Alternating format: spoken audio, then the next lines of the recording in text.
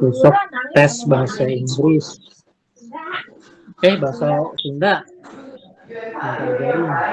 Minta ajarin. Uy.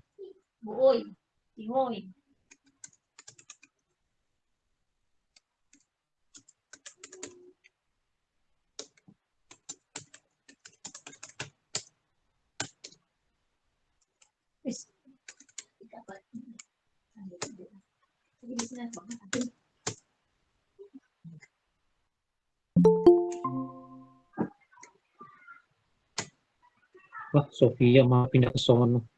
Biarin.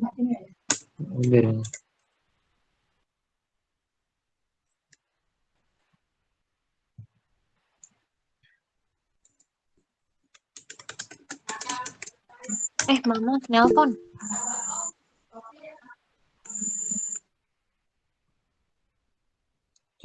Sofia disuruh pakai jilbab.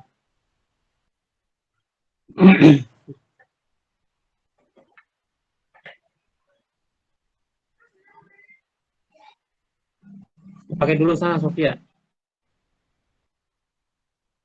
Bismillahirrahmanirrahim. Assalamualaikum warahmatullahi wabarakatuh.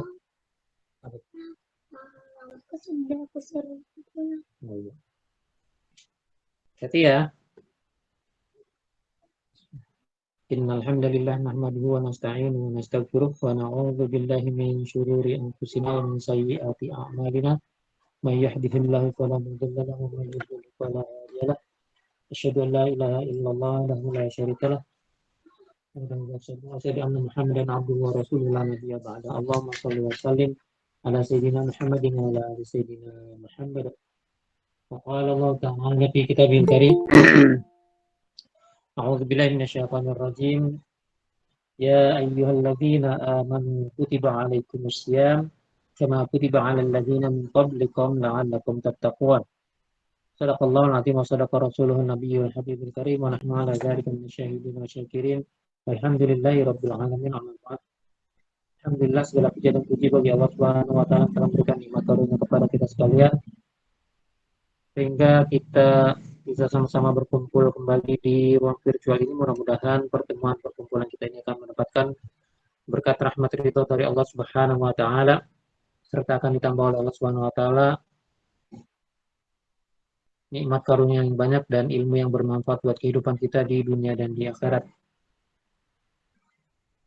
Salawat serta salam semoga selalu tercurah limpahkan pada Nabi besar Muhammad SAW, pada para keluarga, para sahabat dan para pengikutnya yang setia hingga akhir zaman.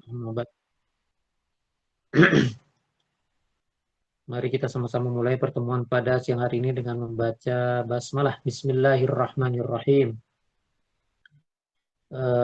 Masih melanjutkan hiburan-hiburan yang akan kita dapatkan di bulan Ramadan. Salah satu di antaranya juga adalah bahwa sifat dasar manusia itu adalah makhluk yang pengen kalau dia punya atau dapat kebaikan pengennya yang banyak. Kadang sampai kategorinya serakah gitu. Pengennya dia yang paling banyak, pengennya dia yang paling menang. Kalau udah banyak dia itu dibanding-bandingkan deh. Itu kita pernah bahas itu di bahasan surat At-Takatsur, Alhaakumut Takatsur, bermegah-megahan dalam banyaknya harta perhiasan dunia yang kita miliki. Itu bermegah-megahan, kita saling berlomba-lomba, saling memperbanyak. Itu salah satu sifat dasar manusia itu seperti itu. Nah, kalau kita pakai itu sifat dasarnya itu di dalam hal yang berkaitan dengan masalah-masalah keakhiratan, masalah-masalah kebaikan, masalah-masalah yang mengandung pahala, itu sebenarnya akan jauh lebih baik. Yang kalau diistilahkan itu adalah fastabiqul khairat, berlomba-lomba di dalam mengerjakan atau mendapatkan kebaikan. Nah, ini sebenarnya adalah sesuatu yang menyangkut sifat dasar dari manusia yang memang kalau ada kebaikan atau ada sesuatu yang menguntungkan, dia pengennya banyak.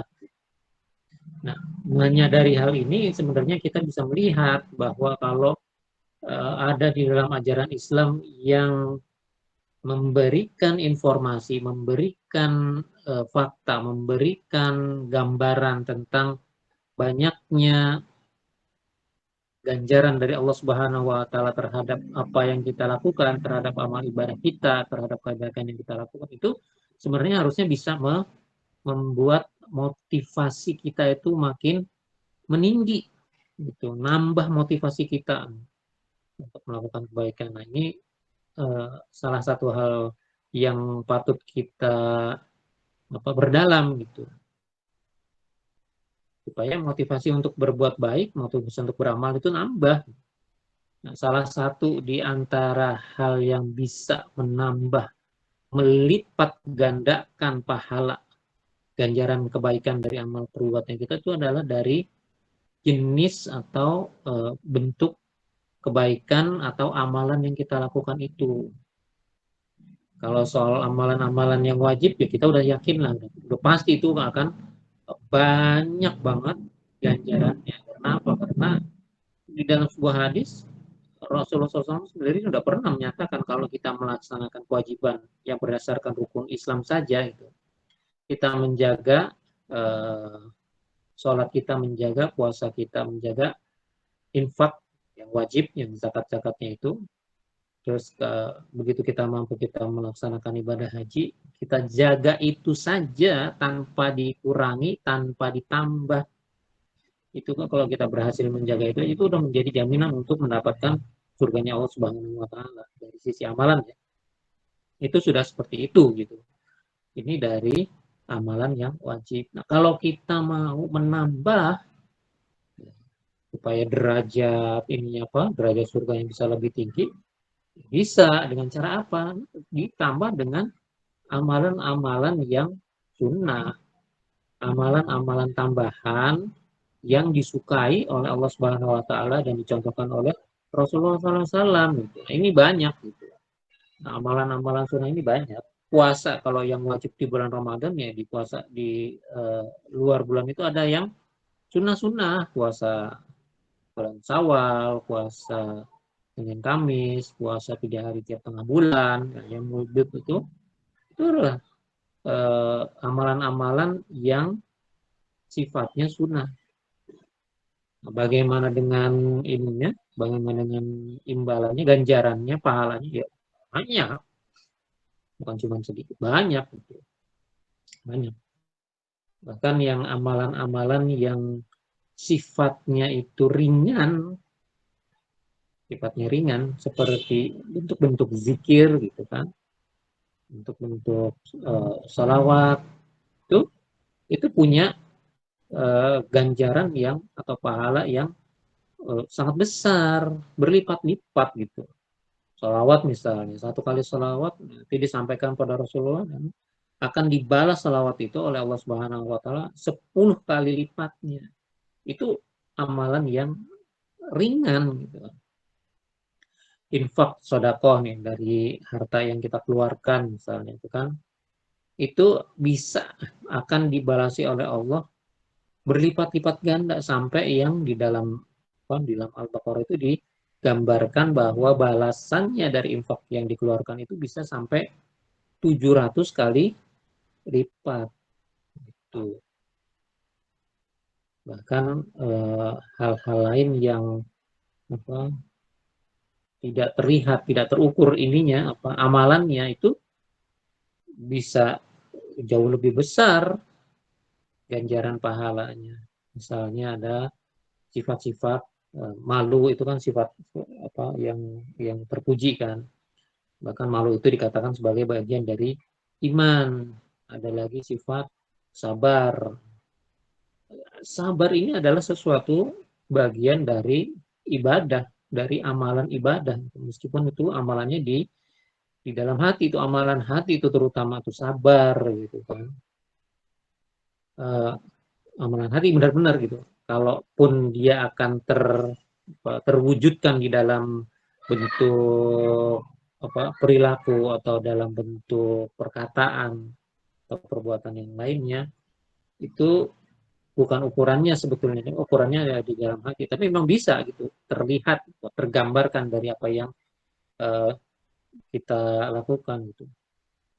Ya, sabar gitu melakukan melihat ada anak anak kita kok kayaknya nakal dalam tanda kutip gitu kan, sabar gitu. Tapi bukan sabar terus anaknya dimarahin gitu. Bu ini ini ntar dulu, sabar, apa sih sabar gitu kan. Ya, kita nyuruh sabar itu tapi perkataannya menunjukkan itu perbuatan sikap atau sifat yang tidak sabar. Sabar, kamu nggak melihat gitu ya. Itu ya dia ngajarin sabar, dia sendiri nggak sabar, tapi jadi dia nggak dapat pahala. Padahal kalau kalau kita tahu pahala sabar itu sampai pada tingkatan yang eh, tidak akan dihitung oleh Allah Subhanahu wa taala.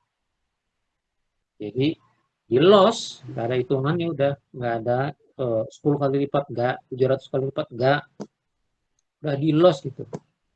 Pokoknya nggak ada hitung-hitungannya lagi, nggak ada batasannya mau dibalas sampai seberapa banyak. Pahala sabar itu kayak gitu. Ya, berarti berarti kan memang sabarnya itu memang tidak ada batasnya ya, karena balasannya juga sampai tidak terbatas. Nah, itu jenis-jenis amalan yang kalau kita lakukan itu kan bisa melipat gandakan pahala. Jadi itu satu masalah jenis amalan. Yang kedua adalah jenis atau bentuk amalan. Yang kedua adalah masalah eh, tempat tempat amalan itu dilakukan gitu kan. Eh, Contoh yang paling jelas itu adalah Masjidil Haram, terus Masjid Nabawi dibandingin dengan masjid di tempat kita. Itu beda, beda kelasnya. Jadi yang beda kelas bukan cuma di objek pajak doang gitu kan. Ya, kalau kelasnya di depan jalan raya itu beda sama yang di gang gitu kan. Jalan rayanya juga jalan berapa meter, beda dengan jalan provinsi misalnya atau jalan negara gitu yang lebarnya bisa sampai belasan meter gitu. Itu beda lagi gitu. Kelas bangunan yang ada di pinggir-pinggir jalan itu beda itu. Rate-nya beda. NOP-nya, nilai objek pajaknya beda gitu. Harganya juga kan beda juga. Makanya sama gitu. Sholat di Masjidil Haram dengan sholat di tempat kita itu beda. Harganya ribuan kali lipat di sana gitu kan. Kalau memang di sana udah ribuan kali, berarti pahala kalau kita sholat di sana itu akan jauh lebih jauh lebih banyak. Itu. Ini soal tempat. Di Masjidil Haram juga itu kan ada tempat-tempat khusus gitu kan. Kayak di bawah yang di Hijir Ismail, pas di bawah pancuran emas itu tempat yang dibilang mustajab gitu. Mohon doa di situ atau di eh, lurusannya Makom Ibrahim itu beda-beda lah. Masing-masing memang ada kekhususan. Tempat-tempat itu punya kekhususan-kekhususan. Ada eh, memang nilai plusnya dari tempat-tempat tersebut.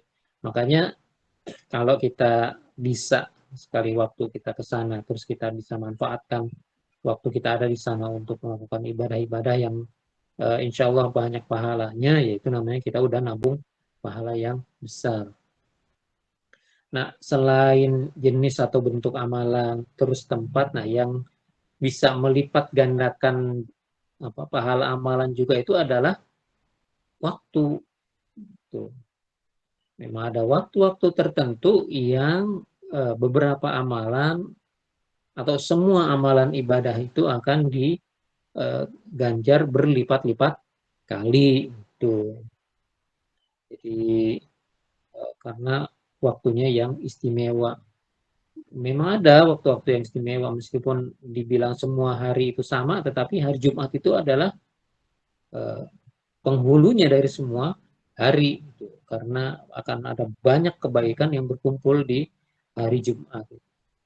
Dari semua bukan dari semua, dari sepanjang waktu hari Jumat itu ada satu waktu yang sangat mustajab yang kalau kita berdoa di waktu itu tidak akan ditolak. Bukannya tidak akan ditolak ya, maksudnya ya semua doa juga akan diterima oleh Allah Subhanahu wa taala untuk yang doa-doa kebaikan ya, tetapi itu yang mustajab gitu. Jadi eh, kalau jalur itu mau dari jalur cepat dah tuh, jalur yang tidak ada hambatan sama sekali gitu di saat-saat itu. Itu kalau di bulan-bulan biasa hari Jumat tuh udah ada ininya, pimpinannya itu. Nah di hari Jumat itu ada satu waktu yang istimewa banget gitu. Jadi ada waktu khusus terus ada waktu yang istimewa gitu. Ini kalau hari Jumat gitu. Kalau bulan Ramadan dia dibilang penghulunya semua bulan, jauh lebih baik bulan Ramadan daripada bulan-bulan yang lainnya. Ini kehitung juga gitu. Memang ada yang membawakan hadis bahwa di dalam bulan Ramadan semua amalan itu dilipat gandakan pahalanya. Yang sunnah-sunnah itu akan mendapatkan ganjaran seperti ganjaran pahala eh, ibadah wajib, puasa sunnah nih, puasa sunnah gitu kan, eh, biasa gitu kan. Di bulan-bulan lain ada, akan tetapi di bulan Ramadan puasa itu akan mendapatkan berlipat-lipat kali ganda. Sholat misalnya itu biasa di hari-hari biasa ya seperti itu. Nanti di bulan Ramadan akan ada perlipatannya. Ya itu ada yang membawakan hadis seperti itu, akan tapi ada yang ulama yang menyatakan bahwa hadis itu tidak bisa dipakai, doif gitu kan. Ya, jadinya atau cenderung malah menjadi hadis yang palsu, makanya tidak dipakai hadis yang seperti itu. Ya nggak apa-apa. Tidak dipakai hadis itu pun kita udah bisa melihat bahwa yang namanya Ramadan itu merupakan satu waktu, satu bulan yang memiliki keistimewaan dalam hal waktu.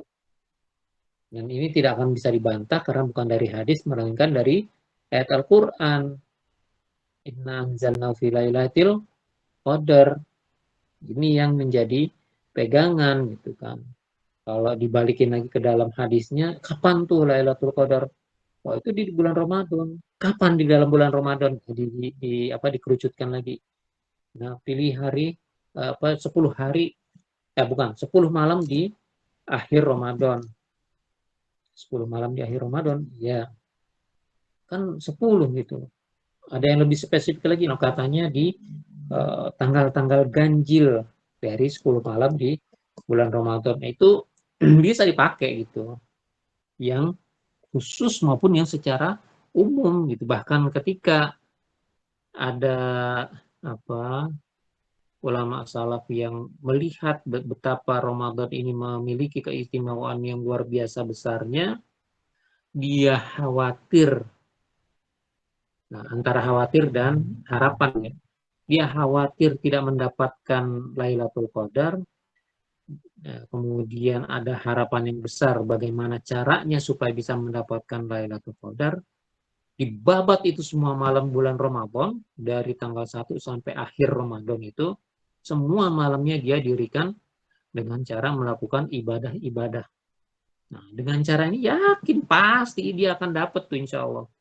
Karena apa ya? Tiap malamnya dia penuhi dengan ibadah-ibadah gitu.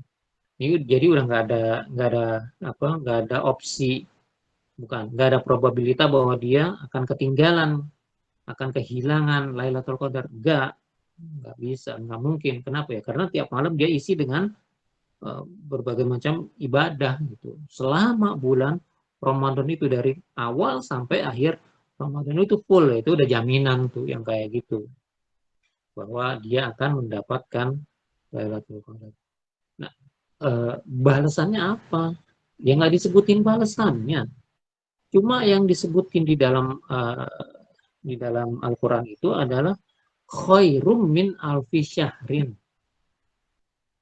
Jadi satu malam di bulan itu kalau ketemu dengan Lailatul Qadar, dia nilainya lebih baik daripada 1000 bulan. 1000 bulan ya 83 tahun sekian gitu kan. Itu eh, kalau kita isi dengan satu satu satu macam ibadah misalnya. Ya kalau yang sudah rutin kan insya Allah kalau di malam-malam bulan Ramadan kita selain yang wajib-wajib kita tambahkan dengan yang sunnah berupa sholat tarawih kan. Itu kalau pas malam Lailatul Qadar kita mendirikan tarawih itu ya udah dapet itu ukuran 83 tahun kita mendirikan sholat sunnah. Nah, apa kira-kira pahalanya atau ganjarannya adalah sebesar itu. Ditambah dengan kata-kata khairumnya. Jadi lebih baik. Standarnya adalah yang biasa-biasa aja, nih yang ibadahnya nggak istimewa banget gitu kan. Ya cuman gitu-gitu aja. Nah, itu adalah standarnya adalah dia dapat setara dengan 83 tahun sekian, 1000 bulan lah pokoknya. Itu standarnya dia dapat. Tapi ketika disebutkan ada khairumnya, ada nilai lebihnya, ada keunggulannya, ada keistimewaannya, dia bang dapat juga, bisa juga dapat gitu. Dengan menambah kualitas dari ibadah yang dia lakukan gitu, nggak cuman begitu-begitu aja gitu kan. Ya artinya begitu-begitu aja ya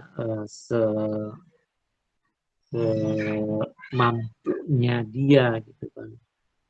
Tidak bermujahadah. Kalau mujahadah ini apa kemampuan dia misalnya sampai 50 tapi dia bermujahadah bersungguh-sungguh gitu kan. Itu yang 50 tuh bisa dilewatin tuh. Bisa dilewatin. Karena memang manusia itu eh, seperti itu sebetulnya. Dia kalau menghadapi tantangan dia akan berusaha menjawab tantangan itu dengan kemudian dia mencoba mengkapitalisasi semua kemampuannya, dikumpulin tuh semua kemampuannya, dipakai semua kemampuannya untuk menaklukkan tantangan itu. Ini dulu pernah tuh ada sebuah di sebuah apa seminar motivasi itu ininya motivatornya itu manggil satu orang terus dia nunjuk gitu pakai itu laser pointer gitu kan ke tembok gitu. Tingginya itu orang yang dia panggil itu kira-kira kan 1,7 lah dikasih di pointer di tembok itu yang kira-kira tingginya itu sekitar 2 meteran. Bisa nggak? Ya, bisa. Tinggal tangannya aja diangkat ke atas gitu kan. Plak, sampai tuh. Titik laser pointernya sampai. Dinaikin lagi sama dia gitu kan. Itu bisa nggak nyampe segini? Oh, dia lompat. Tok. Wah, dapat gitu kan. Kena gitu kan. Ditinggiin lagi gitu kan. Titik laser pointer ditinggiin lagi gitu. Sampai 3 meter lebih gitu kan. Wah, lompat juga nggak bakalan sampai tuh gimana caranya. Tarik meja, tarik bangku gitu kan, disusun gitu kan, yang lain pada bantuin gitu. Satu kelas motivasi itu bantuin sampai akhirnya bisa tuh kepegang tak gitu kan, ditinggiin lagi gitu, wah ditambahin lagi itu meja ya itu artinya apa? Kalau manusia itu dikasih tantangan segala macam atau dia merasa mendapatkan tantangan, dia akan memacu, dia mengumpulkan semua sumber daya yang dia punya supaya bisa menjawab tantangan itu. Apalagi kalau dikasih iming-iming, kalau berhasil menjawab tantangan ini ada hadiahnya gitu kan. Nah, ini Ramadan juga seperti itu tuh. Apanya? Kira-kira gambarannya itu seperti itu. Ada puasa ganjarannya langsung dari Allah gitu kan. Puasa. Allah yang ngasih ganjaran. Oke, puasa. Orang puasa bisa ditambah apa lagi gitu kan. Puasa ditambah dengan yang lain-lainnya ibadahnya supaya bisa nambah. Karena apa? Karena masing-masing tadi kan ada tuh jenis-jenis ibadah itu masing-masing ada pahalanya. Sholawat dibalas 10 kali. Baca Quran satu huruf dibalas 10 kebaikan. satu huruf kan, alif lam mim itu dihitung 3 huruf, bukan satu huruf kan. Nah, itu kan luar biasa. Kalau kita suka dengan tantangan, karena ini adalah sifat dasar kita tuh suka banget dengan kelebihan-kelebihan tuh, dengan hal-hal yang banyak nilainya, apalagi dari kebaikan-kebaikan.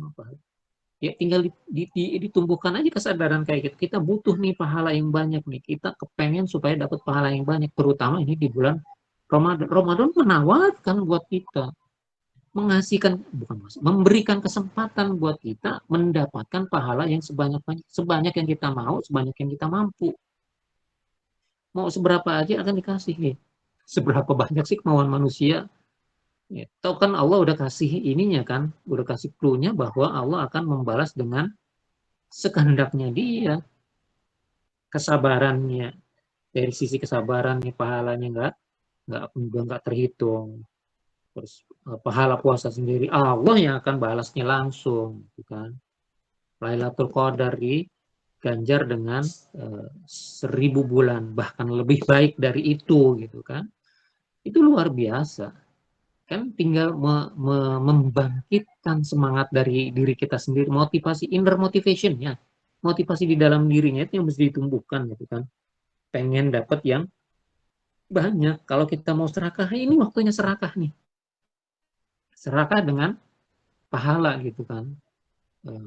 Ntar tinggal mikir aja gitu, mampu nggak ya gitu. Nah, kalau kemampuan kita terbatas, mesti mikir lagi gitu, bagaimana caranya supaya dapat pahala yang sedemikian banyak, sementara eh, kemampuan kita terbatas, sementara waktu kita terbatas, gitu kan. Buat saya yang udah nggak ada kewajiban langsung itu, maksudnya kewajiban langsung yang dituntut oleh orang lain. Kalau yang masih kerja kan masih ada kewajiban yang langsung dituntut oleh orang lain kan. Kita terikat kontrak, gitu kan. Ada pekerjaan-pekerjaan yang mesti kita lakukan, makanya ada sebagian waktu kita yang akan tidak bisa dimanfaatkan untuk ibadah mahdoh, ibadah ansih yang khusus, ibadah itu nggak bisa kita lakukan. Nah, itu kan itu mesti dipikirin tuh bagaimana caranya tuh. Sementara di satu sisi kita pengen dapat pahala yang banyak banget di bulan Ramadan kayak gitu. Tinggal pinter-pinternya kita. Nah, bagaimana kita bisa pinter? Ya belajar, gitu kan. Nah, bisa kita pinter cuman beli buku isinya apa, panduan amalan Ramadan. Bukunya kita bakar, terus debunya masukin ke dalam air, akhirnya kita minum. Jadi pinter? Enggak. Itu ruginya udah apa bertambah-tambah ruginya. Udah rugi beli buku nggak dibaca, nggak diambil ilmunya, malah dibakar. Dibakar, ditaruh di gelas, kan hitam. Nanti susah lagi mesti nyuci. Udah hitam kayak gitu, akhirnya kita minum. Udah tambah lagi bahaya itu. Ruginya bertumpuk-tumpuk gitu. Makanya kalau mau dapat pahala yang berlipat ganda, yang banyak jumlahnya gitu, bahkan kalau bisa yang tidak terputus. Nah, itu kan luar biasa. Udah banyak, besar, berlipat-lipat, tidak terputus gitu meskipun kita udah meninggal pahalanya. Itu bagaimana caranya? Ya, belajar, cari ilmunya, cari celahnya, cari kesempatannya, cari bentuk-bentuk ibadahnya seperti apa. Insya Allah ketemu. Ini adalah hal-hal yang menarik, yang terbaik, yang dijanjikan oleh Ramadan dari Allah Subhanahu wa taala buat kita gitu. Di dalam bulan Ramadan banyak tuh kesempatan-kesempatan seperti itu, ya tinggal kita mempelajari, kemudian kita mengambil mana yang kira-kiranya bisa kita lakukan.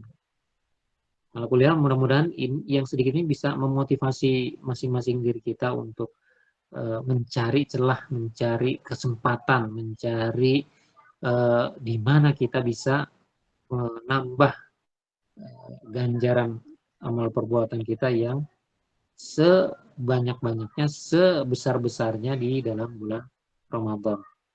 Mudah-mudahan yang sedikit ini bisa bermanfaat buat kita semuanya. Apabila ada yang benar maka itu datangnya dari Allah Subhanahu wa taala, apabila ada yang salah maka itu datangnya dari kesalahan saya pribadi. Saya mohon ampun kepada Allah Subhanahu wa taala. Saya mohon maaf kepada teman-teman semuanya. Mari kita akhiri pertemuan pada siang hari ini dengan sama-sama membaca hamdalah. Alhamdulillahirabbil alamin. Alhamdulillahirrahmanirrahim. Kita tutup dengan doa kafaratul majelis. Mudah-mudahan pertemuan kita menjadi pertemuan yang diberkati, dirahmati dan diridai oleh Allah Subhanahu wa taala, sedangkan perpisahan kita nanti akan menjadi perpisahan yang diampuni oleh Allah Subhanahu wa taala. Subhanakallahumma wa bihamdika asyhadu an la ilaha illa anta astaghfiruka wa atubu ilaik. Assalamualaikum warahmatullahi wabarakatuh.